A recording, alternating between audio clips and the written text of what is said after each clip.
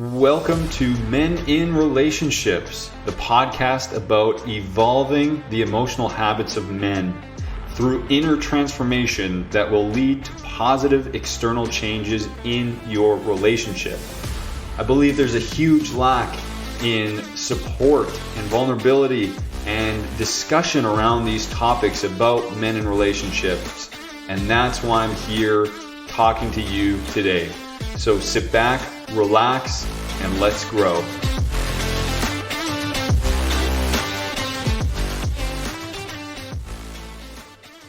Hey, it's Joel, and I welcome you back to the show. Thank you so much for coming and listening, taking time out of your day to improve yourself and your relationship. That's really admirable. And if you found any interest, insight, any value within any of these podcast episodes, I would really appreciate if you could give it a 5-star review or do a written review. That would help this get into the ears of many listeners or more listeners. So I'd really appreciate that, and I appreciate you for being here. I just want to jump on today for a quick message. It's the weekend here, and I felt inspired or called to provide a message, and that is to not to lose your soul in a relationship.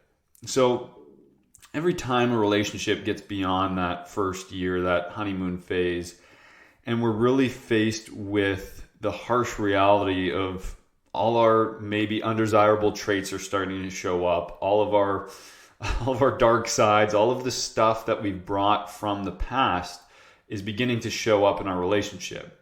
And no matter how good or amazing your upbringing was as a child, there's always going to be some sort of trauma or some sort of beliefs or perception of the world that doesn't necessarily benefit you, especially in a relationship.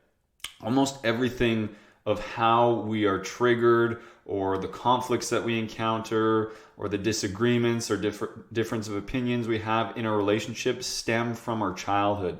We could always boil it back down to events from our past, and that's how we're reacting currently in our relationship. That's why we're triggered. We're triggered by our partner because something happened in the past and that upset us way back when we were a child. We may overcompensate for it now, but it always boils back down to the past. And then we get, once we're trying to navigate these triggers and trying to navigate conflict in a relationship, we might feel like, well, if I'm going to change the way I do things or believe or see things just to match my partner's, I feel like I'm going to lose myself. I feel like I'm going to lose my soul. And that's really not what we're going to do at all. And many times we even think, especially as men, I can't change. I just am the way I am. Why can't you just accept me for who I am? And really, again, that's not the proper way of looking at it as well, because there is a different way of going about this. And there is a way to not lose yourself, not lose your soul. Although it takes some navigating, it takes boundaries, agreements, learning how to communicate, all these different things. But it really boils down to improving 3 main categories, the way I see it. And that's really improving our consciousness. So this is the start of it all, which is our awareness. The awareness in, hey, the way I'm reacting when I'm scared or triggered is actually the way I reacted when I was a child. And I'm actually seeking the same validation or the same treatment in which I got from my parents or guardians or people that I looked up to when I was a kid, when I'm sad, when I'm hurt. That's what I want. That's what I'm looking for from you, from my wife. Although that's probably not what our partner wants to give us. We're evolving. We're now adults. We need to break free from those comforts of what we experienced as a child, at least in the same manners, because that's what we naturally seek or desire. Usually all happening at an unconscious level. So the first stage is always to evolve our consciousness, our thoughts and awareness on, okay, how am I showing up now? How am I showing up in this relationship based on the past, based on these triggers? Why are these things that you're doing triggering me so much? Why do we encounter so much conflict? Why can't I get past these barriers? Why am I closed off? Why does it feel uncomfortable for me to share my emotions? Why is it hard for me to be vulnerable? Okay, well, let's look at the past. Let's have the awareness of what transpired in our childhood. And for me, I was so closed off, emotionally unavailable. It was so uncomfortable to be vulnerable, to share, to articulate how I was feeling. And therefore that left my partner just guessing what was going on, guessing, and for her to tell stories about, wow, why is Joel not opening up? Why is he being so cold? Why is he grumpy? Why is he like this? This isn't the person I saw a year ago. This isn't the person I saw at the start of our relationship. What happened here? Oh, you've changed. You're different. And yes, things might have changed, but we've shut down and we've closed ourselves off because we haven't worked through what's affected us in the past.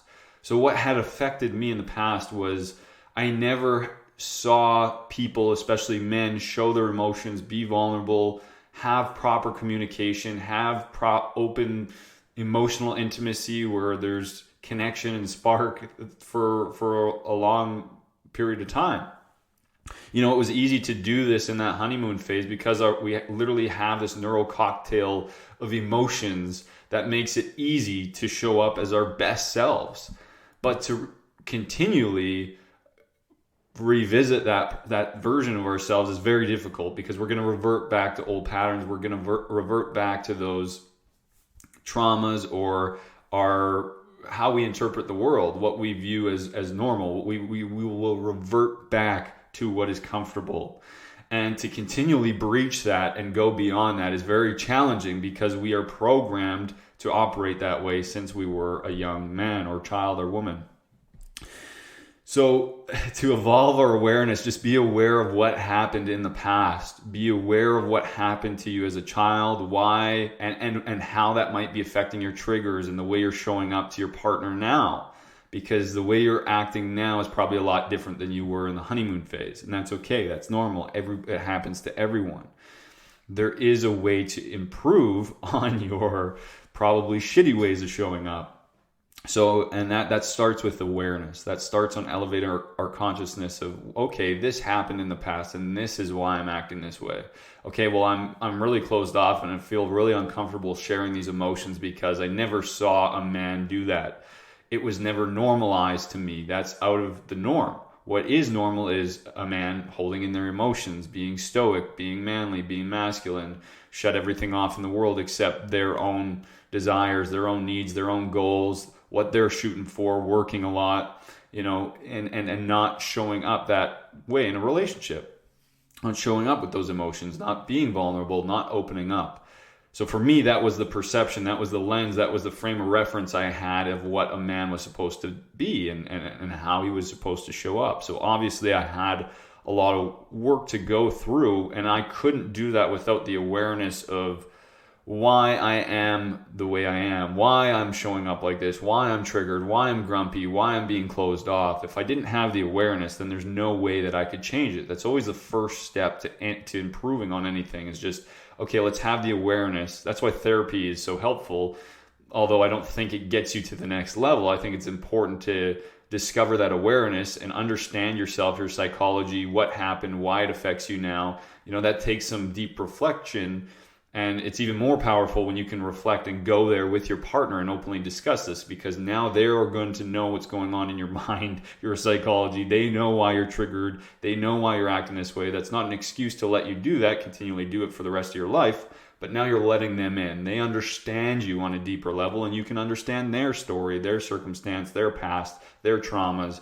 And now you can navigate with the awareness of, okay, I know why you're doing this right now, and I'm going to do my best not to trigger you. It's still going to happen, and you're still going to need to work on your stuff, and I'm going to need to work on mine.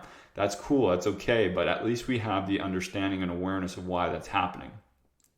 And then we can work on the emotion side of things. It all starts with awareness, and then that'll be thoughts and awareness on what's happening. And then how do we change our emotions based on this awareness?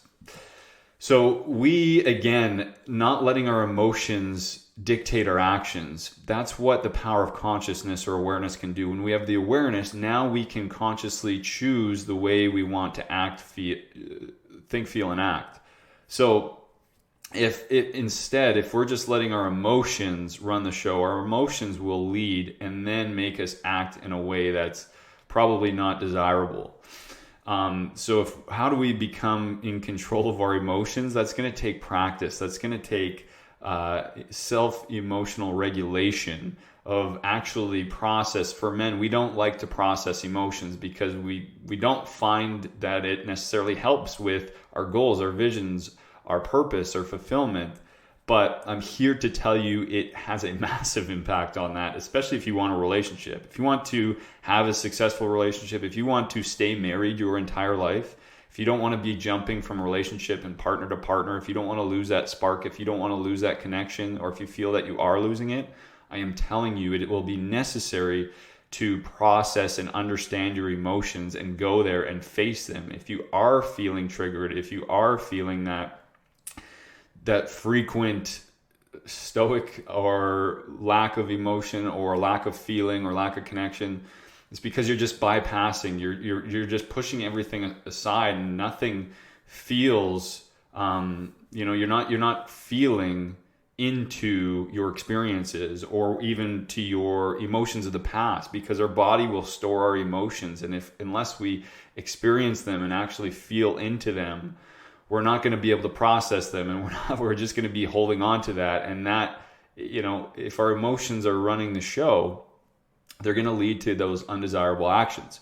So we as men need to learn how to feel an emotion. If we're feeling sad, if we're feeling upset, feel into that. And what does that mean? Well, experience that. Don't just bypass it. Don't just go to the gym quick. Don't just go in the garage and work on something. Don't just turn on the TV and ignore it, but take 10 minutes, go to a room, self-analyze, understand, hey, I'm feeling this way, and I wonder why I'm feeling this way. And many times it's because of those circumstances of the past. We haven't worked through our traumas. We haven't worked through the past, and it's just bringing up these triggers. And anytime we feel an emotion, it's very important to feel into it, experience it.